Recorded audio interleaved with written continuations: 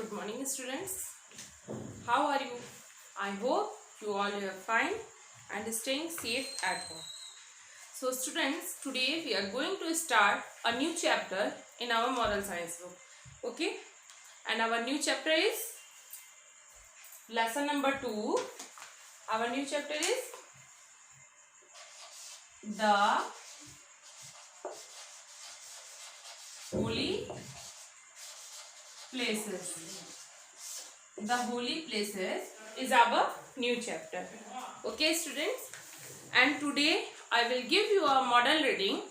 You also have to read, students, and underline the hard words in your book. Okay, the words which are new for you in this class, you have to underline it. Okay, students? So read very carefully and also listen it. Okay, thank you. Let's start, students, model reading. Open your book. Lesson 2.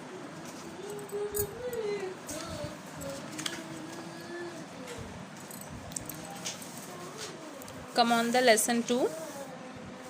The lesson 2 is the holy places. Okay. Let's start the model reading. You have to read with me. Okay. India is a land of different religions.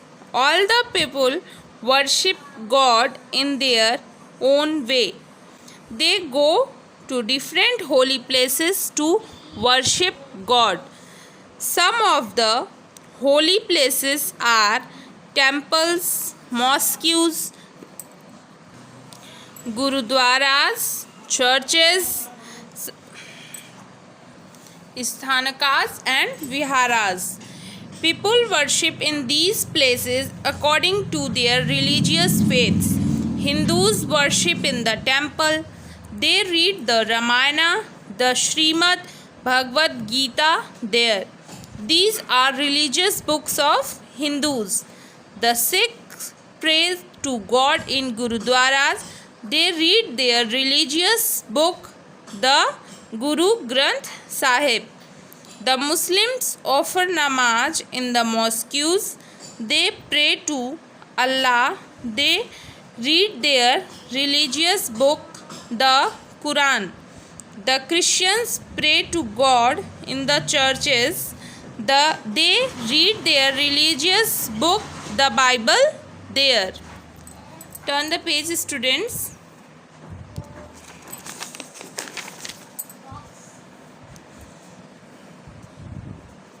The Jains pray to Lord Mahavira in the Sthankas.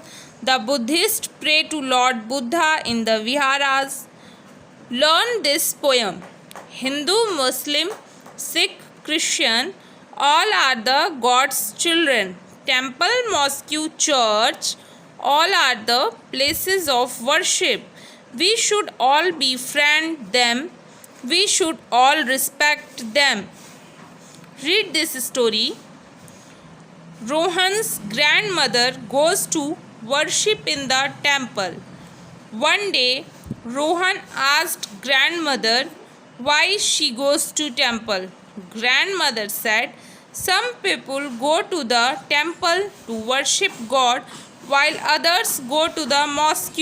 Some go to the Gurudwara while others go to the church. Kaku asked an interesting question. She said, Mother says that God is everywhere. Why do people then go to the temples or the mosques or the gurudwaras or the churches? Grandmother replied, you have set apart a place in your house. You call it your study room. Kaku replied, yes, grandmother. We have a study room. We feel like reading and writing there. Grandmother said, similarly, people have built some places where they feel like worshipping God. They call these places by different names. Kaku said, grandmother, can't we worship God at any place other than a temple, a mosque, a gurudwara or a church?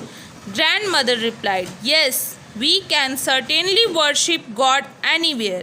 God is present everywhere. He is present within us. Does it mean that our mind is also a temple? Grandmother replied, yes, our mind is the best place of worship. We can worship Him in this temple anytime. Moral: God is everywhere.